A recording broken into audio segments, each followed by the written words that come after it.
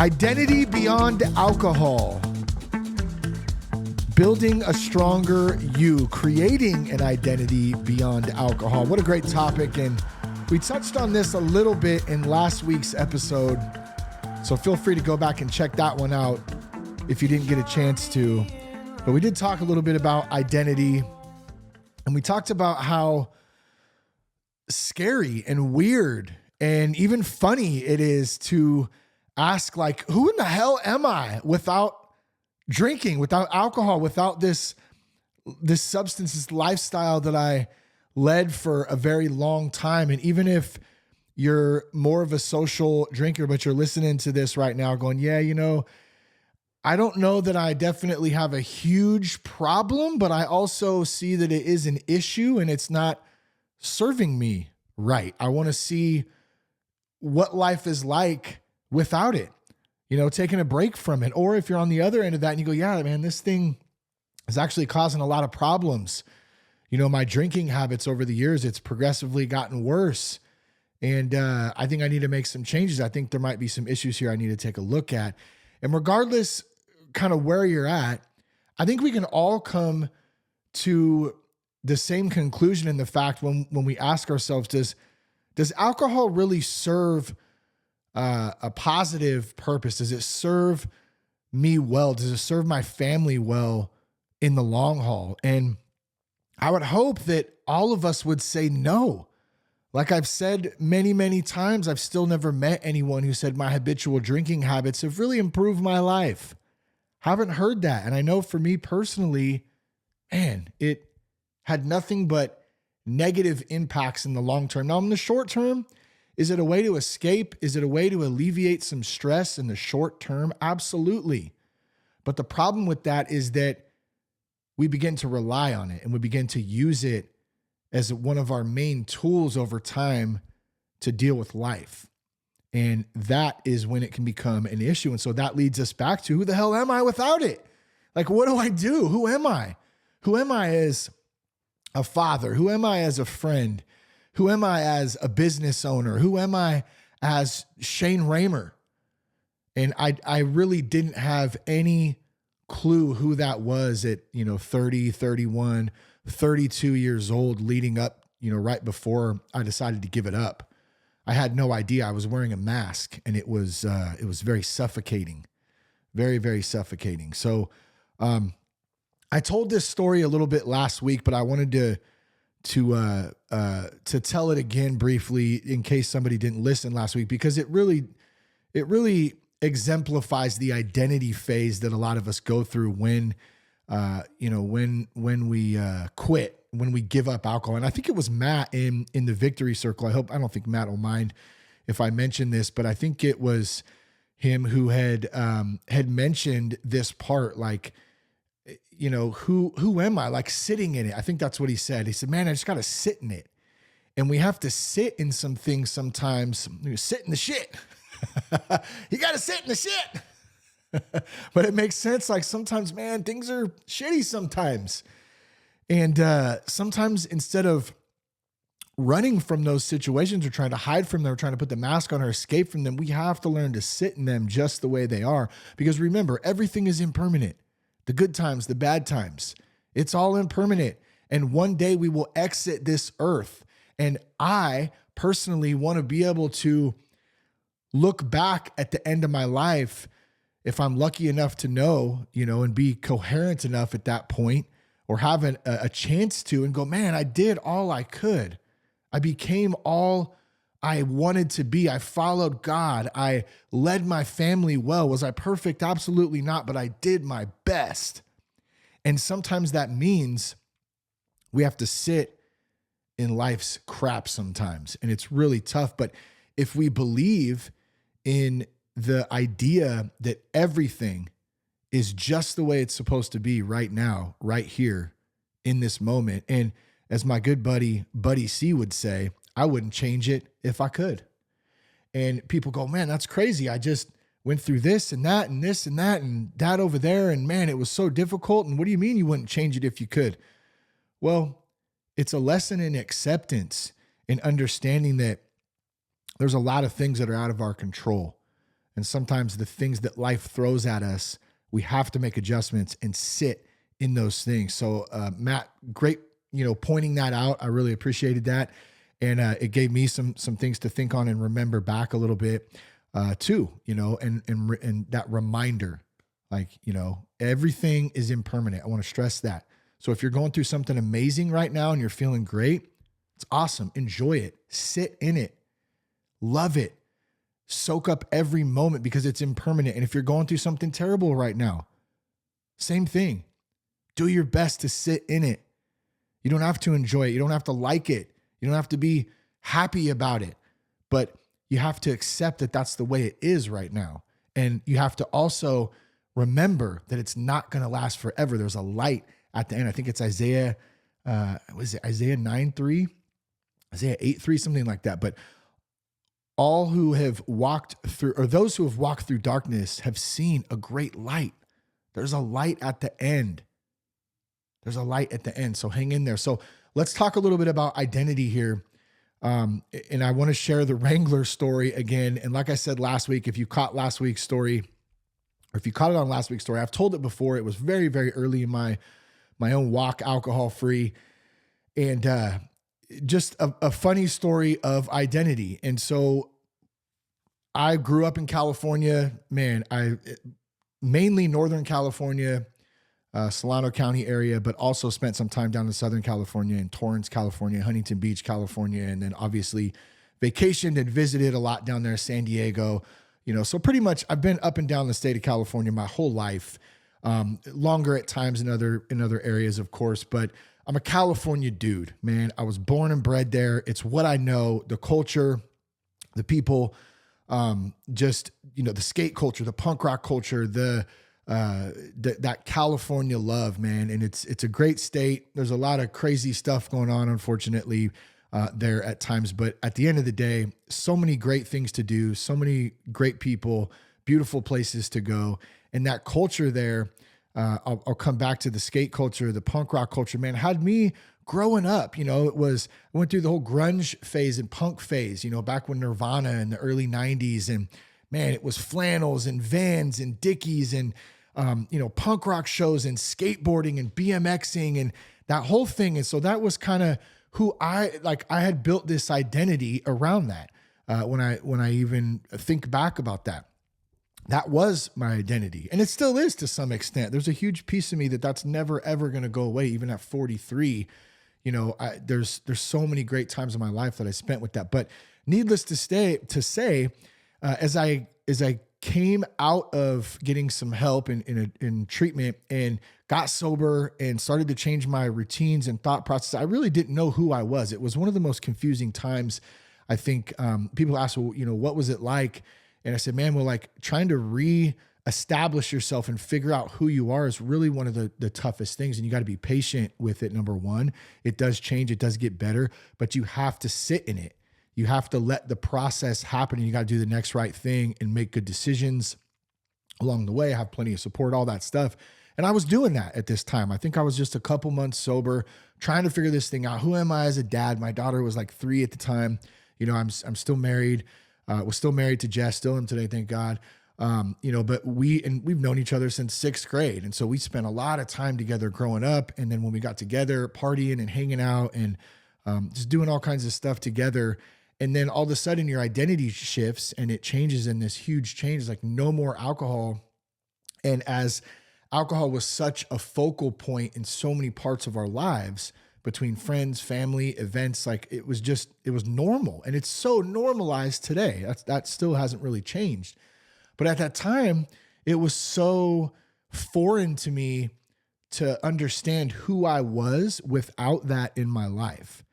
And it was really, really difficult. And so I was sitting in a parking lot at a grocery store. I think I had just gone in and I just like started my car or something and was just messing with something. I don't know what it was, maybe the radio or something. And all of a sudden I see Seth and he pulls up and he walks over to the car and he's like, dude, what's up, bro? And so we're chopping it up for a minute, man. We're catching up. And he kind of looks down and he goes, are you wearing Wranglers? and And I said, well yeah, I'm wearing Wrangler. I don't think I was like super defensive, but I think I kind of laughed actually. And I was like, well yeah, I'm wearing Wranglers. And he just kind of looked, he's like, okay, cool, man.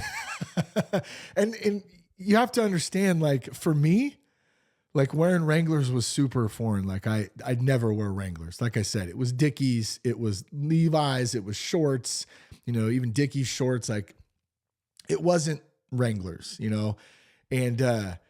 and so there was, and I think the reason that was is because I remember I was trying to just put my head down and I was going to be this working man and I was going to be sober and I was going to take care of my family and in my business. And I was just going to put my head down and go. And I just felt like I wanted to buy some freaking Wranglers at that time, man, and just be that guy.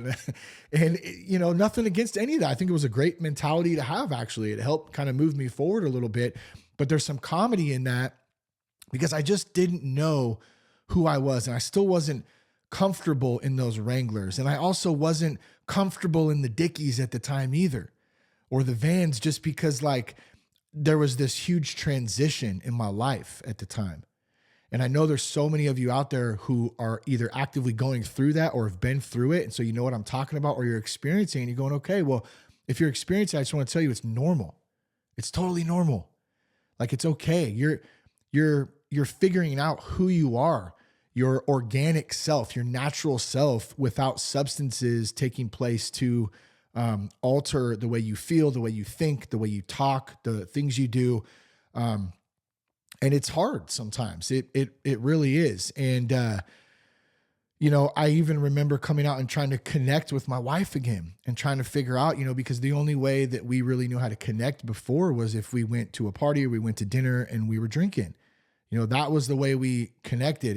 And it was that big relief. Okay, oh gosh, we get to go out tonight and we get to drink and then we'll talk. We had some great conversations, but we were always intoxicated. I never really remembered any of them, and that's how we connected. And then, so if you take that element out of there, how do I connect again with my wife?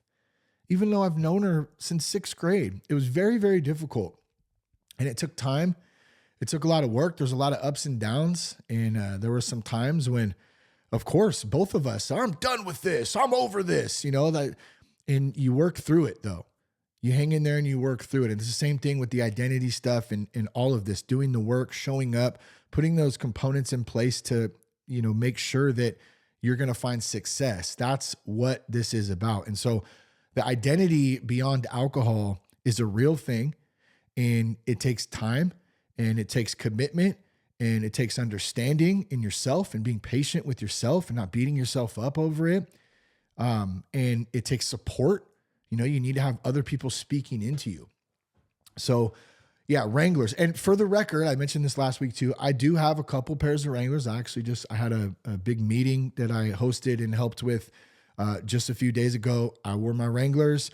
I got to say though, they're not like the traditional high cut, like cowboy style Wranglers. These are just, they look a little more like Levi's, but dude, they're so comfortable. At 43, I really hate jeans. I don't know if any of you else feel me out there. I don't like jeans anymore, man. They're just uncomfortable. I move a lot. I like to move a lot. I sweat too.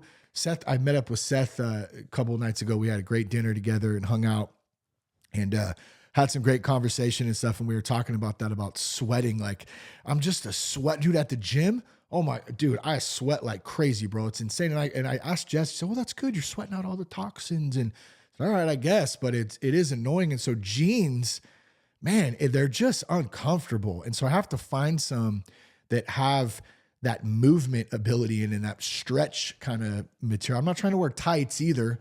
You know what I'm saying? Like, I don't want to, I like the look of jeans, but at 43, you start getting older, you go, man, I'm kind of going for comfort. I don't really care as much what they look like, So these Wranglers that I found, they're just more of a stretch material, very comfortable in sense too. So now that I've told you all about my comfort experience and my preference on jeans, let's move on to the booze identity trap. Let's talk about that a little bit and what that is.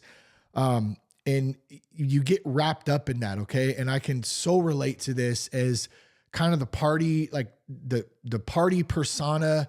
when I was in my 20s, I was in a lot of bands and we were recording music and like doing live shows. And I really, really like wanted to be seen and heard. And I really tried to make that my identity. Like I was a big part of the music scene. And I really believed that, and this is a great example of this booze identity trap, because I really believe that in order to be that person and to be in bands, and I had these aspirations of being in the music business, but I had no clue on like how to do it. I just thought it magically happened. And maybe that's the case for some, bands out there and groups and people who have made their way and been successful in the music business. For me, I didn't understand the business side of it at the time. I was too young, too immature, and I was partying too much to even have a concept of it. I just wanted to make music. And I thought that what came with that was being like the biggest party animal you could possibly be.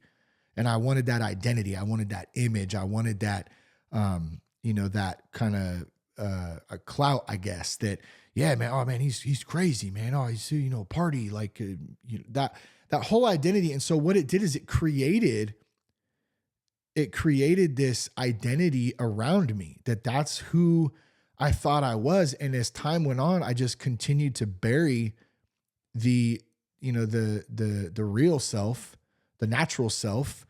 And I didn't grow in that. So I didn't really know who I was. I was just really good at the art of escapism and the art of drinking and wearing a mask to mask all of the stuff that I didn't want to or know how to deal with, whether it was stuff going on in my family life, like with, my mom, dad, sister, like extended family, or whether it was stuff going on in my relationship. I wasn't married, I don't think, at that time. I think we got married when we were 28, but even so, it bled into that, later on, of course. But when I was still doing the band stuff, that was a big, big part of my identity and partying. And so over time, it just, like I said, it buried the original authentic self. And so it started to become a part of my personality, my social life. Like everything revolved around drinking. Maybe you can relate to that in some aspect, whether it's a funeral, a birthday party, a wedding, just hanging out on a Sunday or a Saturday, watching a game, going to a concert. Like everything revolved around alcohol. And so it was part of the personality. Even for stress, you get home from a long day of work, you want to relax a little bit. Oh man, I'm going to have a couple drinks, have a couple beers, get rid of that stress, escape a little bit. Confidence. So some of us call it that liquor courage. Oh man, you got that liquor courage. I don't know, maybe it's a Bay Area thing, but I think I first heard E40 talk about that in one of the songs. Maybe it was in a major way on that album. I'm not quite sure, but that liquor courage is real. And think about it. That's how a lot of fights happen. That's how a lot of bad decisions happen. But you're pumped up, man. You got confidence. You got that liquor running through your veins, and it just pumps you up, makes you feel like bigger than. You're boosted up. And so that can lead to, like I said, bad decisions, fights, like things that can get you in trouble, adrenaline. And when you take that away, the social situation, the ability to use alcohol to be better in social situations, to relieve stress or to build confidence, when you take that away, you literally feel like you've lost a big part of yourself. You go, man, how am I going to hang out at a party? How am I going to go to a game? How am I going to go to a concert sober? That sounds lame. But it's not, number one. Okay. It's reframing it up and learning the authentic self. That's where growth happens. That's where the good stuff evolves with practice. And here's what's funny about this. It turns out that my personality is actually pretty damn cool once I got past the hangovers and stopped hanging out and partying and trying to numb myself and be somebody who I wasn't, the authentic self. Some of the greatest feedback I get on this podcast and the Sober Guy platform, whether it's coaching or community or the podcast, is man, like people, they always tell me, we appreciate your authenticity. We appreciate the realness, the boldness, the ability just to talk about this crap and not make it all weird. and just be straightforward with it. And I really appreciate that. I really take that to heart. Like I don't take that lightly when I hear that. And it means a lot to me. And and why, obviously, because I'm proud of the platform and I'm proud and honored to be able to do this type of work. But also because it's a testament from where I was 11, 12 years ago, completely not knowing who the authentic self was or is, and being able to slowly over time grow into that and continue to mold and shape it and really let God take the reins in that and trust in him in that process to do it. And so it means a lot to me to be able to see that and to feel it and to know it. And I don't say that like arrogantly. I say that to share with you that you can do that too. Like you can be the authentic self, but you have to eliminate or at least start to think about putting some things in place to cut back or, take a break, whatever that looks like for you, of substances. And this could be anything from alcohol to drugs to food to sex to money. Like all these things are interesting to say the least, but I'll focus on alcohol. And that's why Sober Guy is so focused on alcohol out of all the things. Is number one, because it was the biggest thing that I struggled with.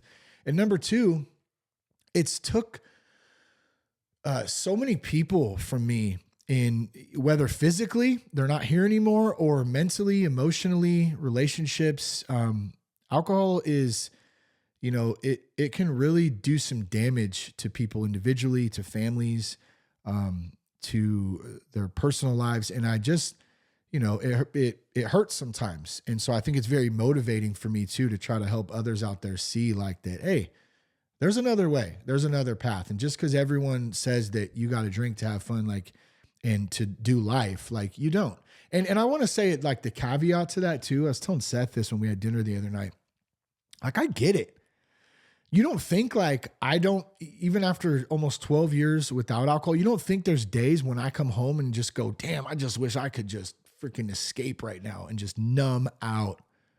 That'd be amazing. Like it's a battle. It is. I'm pretty conscious of it, and it doesn't happen often, but there are days like, so then the reason I share that is number one, because it's true, but also like to someone listening who's going, oh man, like maybe you're not, exactly picking it up. Like I understand why we want to do that. I understand. And I understand the fact that it's so easy to do that because I did it for a long time, so it's not a matter of like perfection or better than or anything like that. It's just a matter of there's a different path in this life, a different awakening, a different consciousness, the ability to deal with life on life's terms without substances that is so much better and so much more real in a sense. There's plenty of people who drink who, their lives aren't ruined and terrible and they can still take care of business. I'm not necessarily talking to those people, but if you think it's an issue, then it's an issue. If you feel in your heart that you like anyone, I would challenge anybody out there. So, well, my drinking is not an issue. Okay, well then quit for 30, 60, how about 90 days? Quit for 90 days. Quit for a year. And if you're good, then you're good. But I can guarantee you most people who don't know they have an issue, they can't quit for 30 days. And if they can, they white knuckle it through and they're right back to it at 31 because it's not easy. It's not easy at all. So, the identity trap is a real thing. Okay. So I'm going to move on here in just a second, but think about that. This finding the authentic self comes with eliminating or taking a break. It starts with cutting that crap out. And then all these other wild, amazing things can open up in life that are new people, new opportunities, new relationships, new spiritual growth, new jobs. Like there's so much stuff that can happen when we make those changes. All right. Breaking it down. Who are you really? Who are you really? So if we want to get real about the identity work itself, yes, it's awkward at first, but it's definitely worth it. Okay. So here's a couple of things you can ask yourself. And if you have a pen and paper right now, you could totally write this stuff down or take your phone out and put it in your notes and answer these questions. Like take a couple minutes and write down, and then go back and read through them, and read them with your spouse or your friend, or if you have a mentor or a coach or somebody, like read those with them. Like sit on this for a minute, sit in it for a minute. And that rhymes, sit in it for a minute. All right, here's a couple questions. What do you value? All right, what do you value? What is important to you? What do you value? Like, is that you, your family, your job, your relationships, your business? Like, what means the most to you? What do you really, really value about this life? All right. Next one. What do you like doing when you're not hungover or chasing your next drink or your next party or your next event so you can escape and, do your thing? Like, what do you like doing when you're not doing that? And if you can't figure it out, then there might be an issue there. I think that's an easy tell, right? You go, wait a minute, I don't really know, because everything I do and that's normal too. Like, I'm not trying to like, dude, there's so many people. And you start to have this awakening, this consciousness that like, man, we've been lied to for a really long time. We've had bad examples set. We've had people tell us things. We've had people show us things. We've had media. We've had movies. We've had different cultures and different scenes, like music scenes and all kinds of stuff that said alcohol is normal and that's what you should do. It's not. It's not. And you ask yourself a question like that, like, what do I like to do? It can be tough sometimes, and I'll give you a kind of a so if that is you and you go, I don't really know, I want you to think, and we're going to talk about this a little bit more in a minute, but think back to what you used to like to do. What did you like to do as a teenager before you started drinking, or as a kid before you started drinking? That's a good way to kind of incorporate that. All right, next one. Who are the people you truly connect with when you're sober? Who are the people? So to kind of reframe that up too, it's like, who are my friends? Who are my drinking friends or family? Who do I get around and connect? We connect all the time. Oh yeah, but we're intoxicated all the time when we're together. So is there anyone in your life or people in your life that you connect with when you're not drinking? Write down who those people are. And if you can't think of any, it might be time to find some new friends. Something to think about. All right. And then the last one here, what are some ways you can rebuild your identity as you're going through this? And let me give you a couple examples. Hobbies, finding something to do, rebuilding spirituality, your relationship with God. And I'm not going to get into this right now, but I just want to be very clear. There's a huge difference between religion and a relationship with God. Completely different.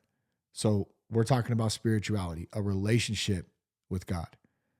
Fitness, another great thing, another great way. I talk about that a lot on here. Creativity, like what can you be creative in? Do you like to write? Do you like to draw?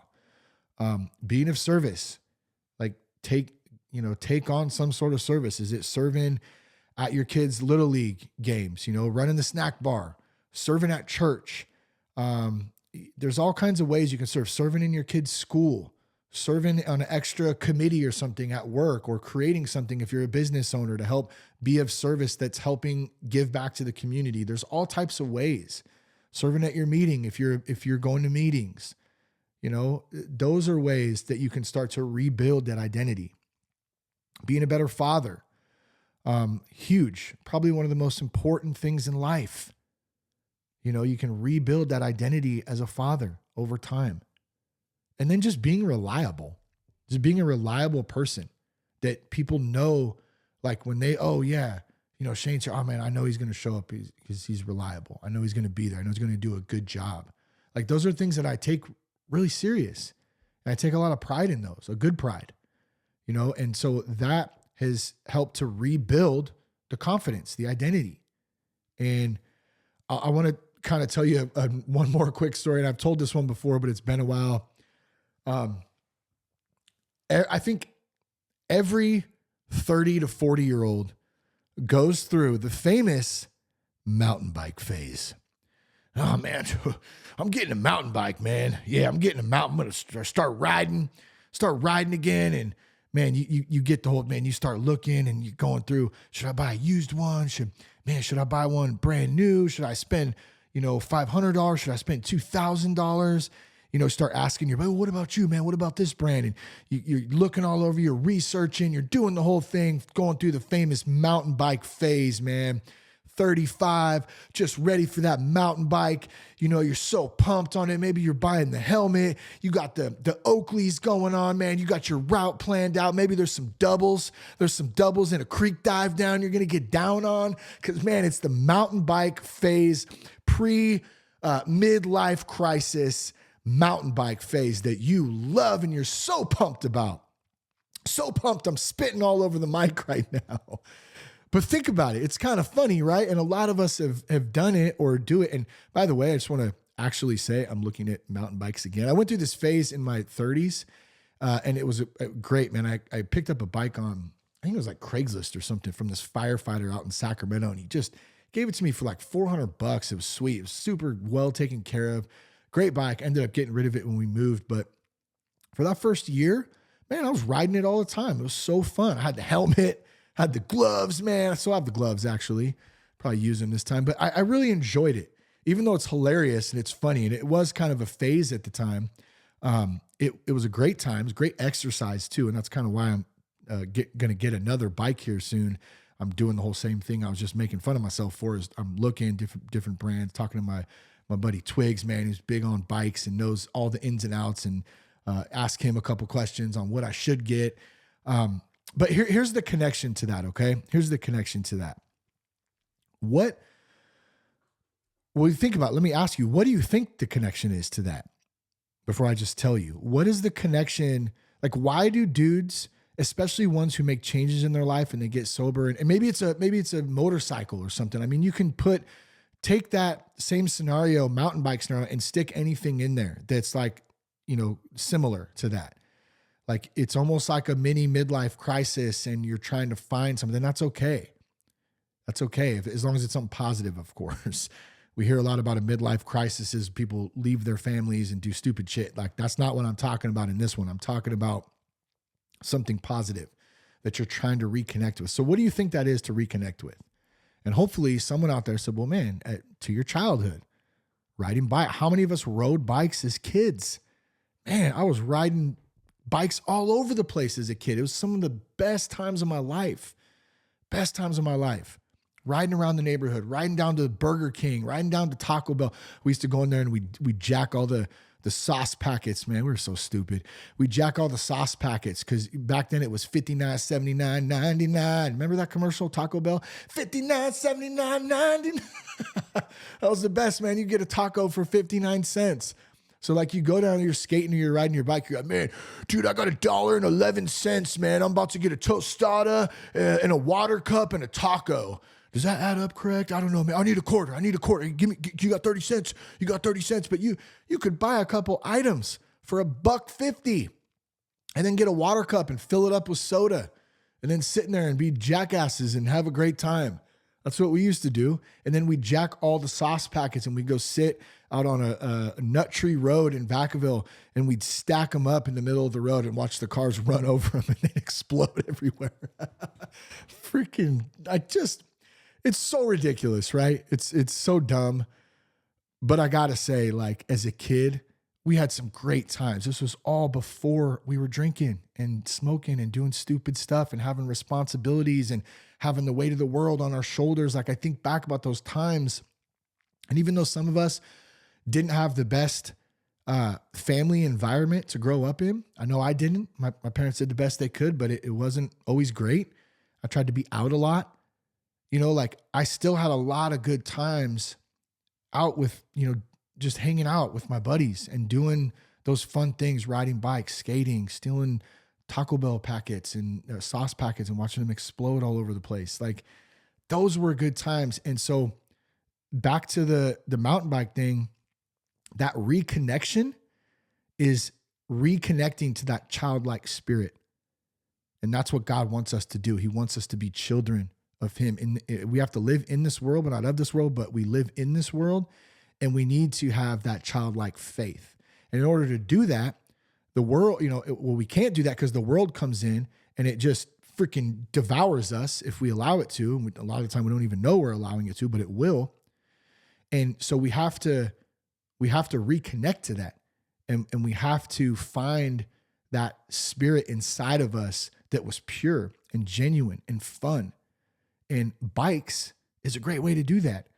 So don't take it personal if you're going through the mountain bike phase or you're thinking, man, I want to try that actually. Do it. Man, do it. Or maybe it's a skateboard. Who's it? Douglas from Texas, man. I don't know if he still listens to the show, but I still follow him on Instagram. And, he had reached out to me a couple of times. He was a big time skater back in the day. And I think he just hit a few years now, sober, a couple years at least, and I know one of the biggest things for him was picking the skateboard back up, and riding it with his daughter. Like he's taking his daughter to the skate park. And that was something that was special to him and fun to him, and that childlike spirit before he started drinking. And he tapped back into that, and it's helped him stay sober. It's helped him big time. And it's helped a lot of dudes out there, trying new things too. Another thing, like try something new, try something challenging. I first tried surfing when I was 38 years old. It's the hardest sport I've ever tried in my life. I got my ass kicked. I'm a terrible surfer, but it was so much fun. So much fun. And I would go after it out there again if we lived close to the beach. We don't, but when we visit or when we do, I'm going to try. Like I'm at least going to get out there and give it a shot because it's so much fun. It's so hard. It's so challenging, but I felt so alive. And it gave me that feeling of that childlike spirit. That's our true identity. That's the authentic self that we have to tap into and find. Okay. So, last one here, building the new you without becoming a monk or a robot. It's kind of the title here. I thought it was kind of funny. So how do you build a new you without feeling like you got to be perfect or without feeling like you're robotic and it's boring? I'm just checking the boxes.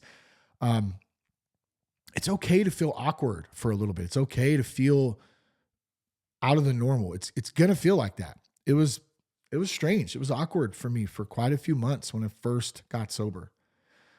It was hard to be in the marriage. It was hard to deal with friends. It was hard to go back to work.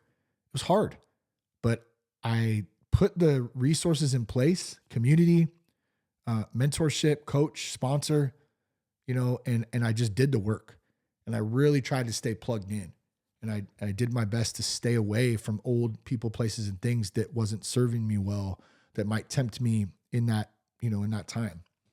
And so that's what it takes.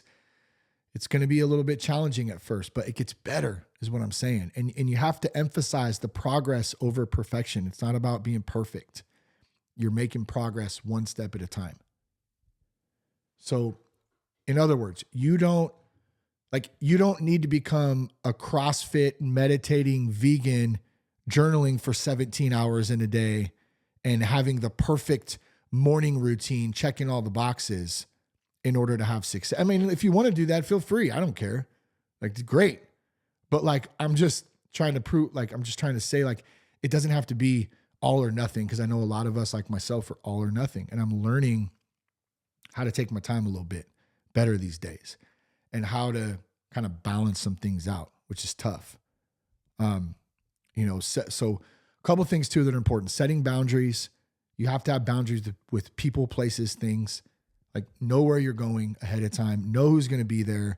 If you're dealing with family, you have to have boundaries with those people. I have people in my family I have to have strict boundaries with, because otherwise their stuff affects me and my family. And that's not going to happen because of those choices that they've made. Even though I love them, even though I'm here for them, I also have boundaries. And sometimes those boundaries don't allow me to be there for them because I have a boundary.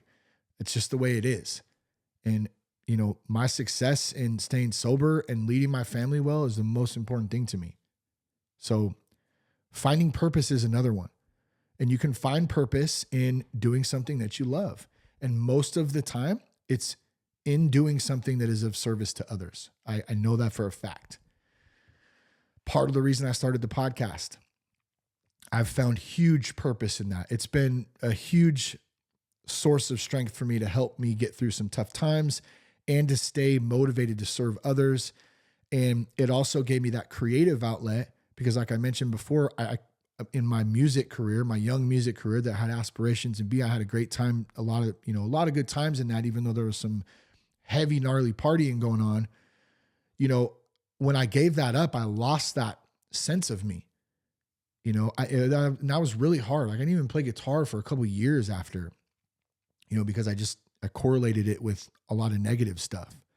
And so it was tough to give that up. But what podcasting did is it gave me purpose and it gave me a creative outlet that I correlated to music. And it was really, really helpful and useful for me to be able to stay on track and find some purpose in sharing, serving others, having fun, being creative. And, now today starting a business out of it. Like it's crazy sometimes, when I think about that, but it's been a great, great platform to find purpose in and to be of service in. And then the last one, replacing those old rituals and routines with ones that actually fill you up instead of bring you down. Those routines are important. Like I said, people, places, things, you have to be very conscious of that. And that's where the boundaries can come in to that as well. So let's recap real quick. Alcohol isn't your identity. Okay. It's a way to escape. It's an art of escapism. It's a mask. It's a mask. Let's just face it. You're not dealing with life on life's terms. It's easy to drink and escape from it all. Let me give you one thing too that I thought was interesting. Let's move on from that. I'm not going to go there. Okay. Alcohol isn't your identity. It was a mask. You get to build the real you. You get to find the authentic self. You get to be stronger, wiser. You get to be the best version of yourself as you grow in that. And it's really, really, really exciting. I know that was one of the biggest things when I got sober. I was so excited to learn who I was. I was soaking everything in, man. Oh, this, that. Yeah, I want to see, man. I want to grow. I want to do better, like for myself, for my family. I don't need that shit in my life anymore. I'm done with it. Done with all of it, because with alcohol, other substances came, but it was always when I was drinking, it seemed like. And so I was able to cut those other substances out once I cut the alcohol out as well. But that was the foundation. And I was so tired of it. So tired of it. I just wanted to find the authentic me. And that is who I love. That is who my family loves. And is it always easy? No, it's not always easy. I don't get to numb out sometimes. I've found ways though to deal with that through fitness, through community, through talking, through podcasting, there's a lot of different ways that you can deal with that, but such a good feeling. It's such a good feeling to be the real you. So I just want to remind you too, it's not about being perfect. It's about being you, full, honest, and sober. Even if you're just trying it out for a short period of time, I want to do 30 days and just see what it's like. Perfect, man. You can find a little bit of piece of the authentic self in 30 days. Absolutely. So here's a couple actionable takeaways, and then we'll wrap up today. Write down 3 things that you love doing and don't involve alcohol. Okay. Write down 3 things that you love to do that don't involve alcohol. And I think what I'm going to do actually is I'm going to post these takeaways here. The second one, ask yourself, who do I want to be in 1 year? Start showing up as that guy in small ways today. So I'm going to take both of these questions and I'm going to post them in our Victory Circle men's community. It's a free community. You can hop in there and you can connect with all kinds of other people who are trying to stay sober and just live better lives and be the best version of their authentic self without alcohol. So I'd love to have you do that. The link is in the show notes. It's also on our website, thatsoberguy.com. I'm going to take both of these questions, write down 3 things that you love doing that don't involve alcohol, and then do one of them this week. And then ask yourself, who do I want to be in 1 year? And start showing up a little bit each day in that.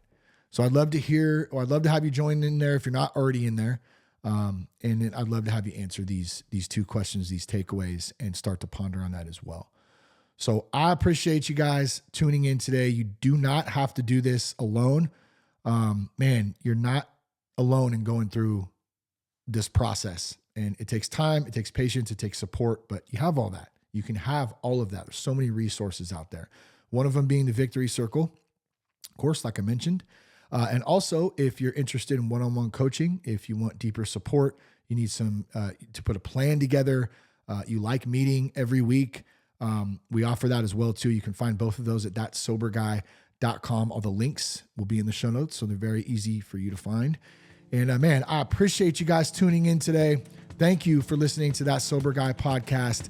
If you enjoyed today's episode, don't forget to share it with a friend. And take care. God bless. Keep your blood clean.